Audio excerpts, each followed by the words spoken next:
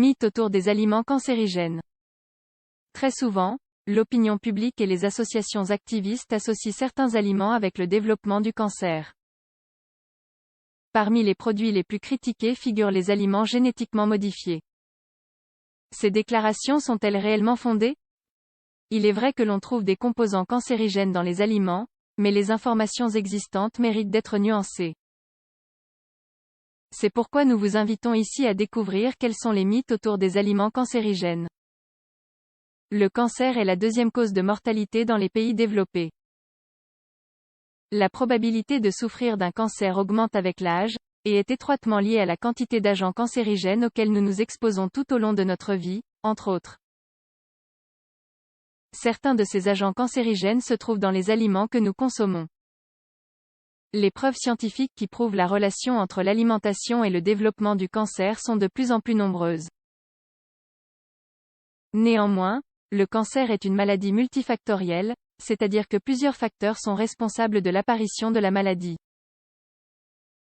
L'alimentation et la génétique sont, par exemple, quelques-uns de ces facteurs responsables.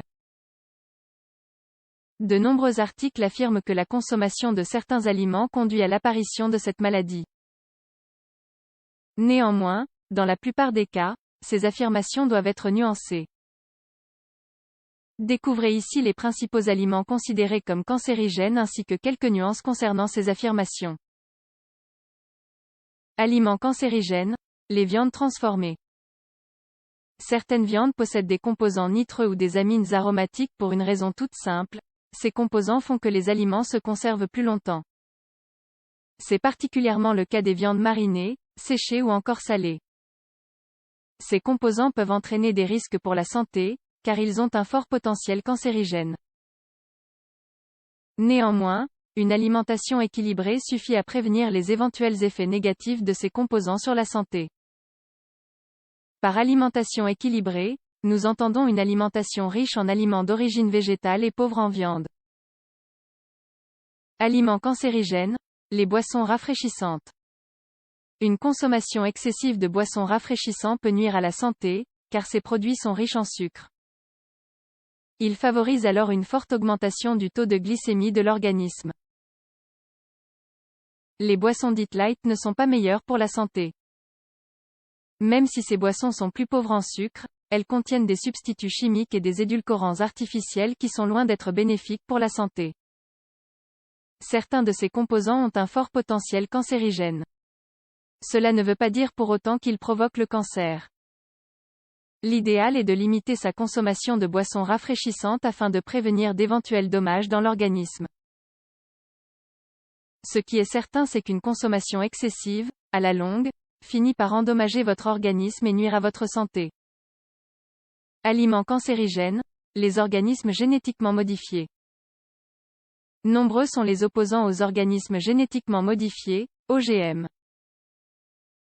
Néanmoins, cette position de refus et de rejet envers cette technologie est généralement basée sur des aspects éthiques concernant la commercialisation et la production de ces aliments, et non pas sur le produit en lui-même. On trouve quand même de nombreuses déclarations qui affirment que la consommation des organismes génétiquement modifiés n'est pas sûre et peut provoquer l'apparition de cancer. Dans ces déclarations, les coupables désignés sont les herbicides et les pesticides utilisés sur ce type d'aliments. Pour comprendre cela, il convient d'avoir quelques notions de base sur les organismes génétiquement modifiés. Les caractéristiques des organismes génétiquement modifiés.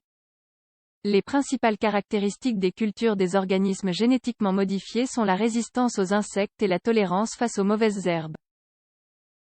La première de ces caractéristiques est possible grâce à une protéine d'origine bactérienne, laquelle était utilisée dans les années 30 dans l'agriculture organique. La deuxième caractéristique est liée à l'insertion d'un gène bactérien dans la culture. Ce gène produit une protéine qui accroît la résistance de l'herbicide glyphosate. L'utilisation de cet herbicide est l'un des aspects les plus controversés autour des organismes génétiquement modifiés. Néanmoins, depuis 1974, il existe un dossier catégorique sur la fiabilité de ce produit. De plus, de nombreuses études scientifiques affirment que le glyphosate ne constitue pas un facteur de risque. La peur autour de la consommation d'aliments génétiquement modifiés est essentiellement basée sur le manque de connaissances. Afin d'améliorer les caractéristiques de ces aliments, on modifie certains fragments de leur ADN. L'ADN, présent dans tous les aliments, est consommé et se dégrade dans l'estomac en ne faisant aucun mal à l'organisme.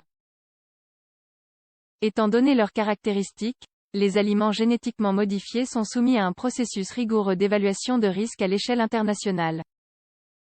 Les résultats de ces évaluations démontrent que les cultures de ces aliments ne présentent pas un plus grand danger pour la santé que les cultures traditionnelles.